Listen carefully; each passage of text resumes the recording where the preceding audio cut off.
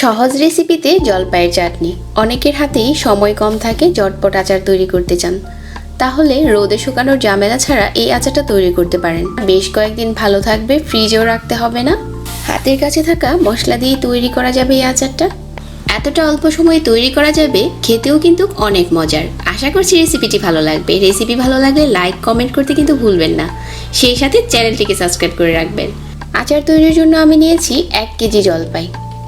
তারপর পরিষ্কার পানি দিয়ে ধুয়ে একটা পাত্রে নিয়ে নিচ্ছি, আর 1.5 কাপ পানি দিয়ে আমি এই জলপাইগুলোকে সিদ্ধ করে নেব, যতক্ষণ না জলপাইগুলো খুব ভালো করে নরম হয়ে যাচ্ছে।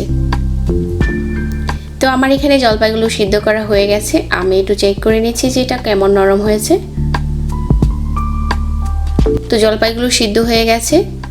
তারপর এই জলপাইগুলোকে খুব ভালো করে চটকে নিতে হবে, যতটা সম্ভব হাত দিয়ে ভেঙে নিতে হবে।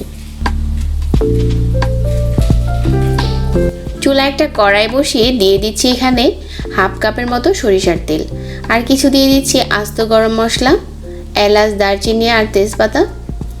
3টার মতো দিয়ে দিলাম শুকনো মরিচ, আর 1/2 চা চামচ দিয়ে দিচ্ছি আস্ত পাঁচফোড়ন।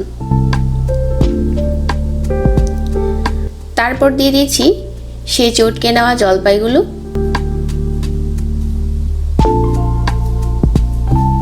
জলপাইটা দেওয়ার পর আরো ভালো করে নেড়ে নিতে হবে সরিষার তেলের সাথে, খুব ভালো করে মিশিয়ে নিচ্ছি। আর এখানে 1/2 চামচ করে গুঁড়া মশলা দিয়ে দিচ্ছি, মরিচ, হলুদ আর ধনিয়া। 1/2 কাপ দিয়ে দিচ্ছি চিনি। 1/2 চা চামচ দিয়ে দিচ্ছি গুঁড়ো করা পাঁচফোড়ন। এই আমার আচারের মশলা। অনেকটা সহজ মশলাগুলো। এই মশলাগুলো কিন্তু আমাদের হাতের কাছে সব সময় থাকে, তৈরি করতে এরকম ঝামেলা নেই। পরিমাণ মতো লবণ দিয়ে দিচ্ছি। আমি 1 কেজি জলপাই দিয়ে তৈরি করছি, আপনারা চাইলে কিন্তু আরো বেশি করে জলপাই দিয়ে এই আচারটা তৈরি করতে পারেন। এখন শুধু জাল করার পালা। জাল করতে করতে একটা সময় দেখা যাবে জলপাইয়ের কালারগুলো কিন্তু চেঞ্জ হয়ে একদম চাটনির মতো হয়ে গেছে। এই আচারটা কিন্তু 1 বছর পর্যন্ত ভালো থাকবে, নষ্ট হবে না। শুধু মাঝে মাঝে রোদে দিলেই হয়ে যাবে। আশা করছি আজকের এই রেসিপিটা ভালো লেগেছে।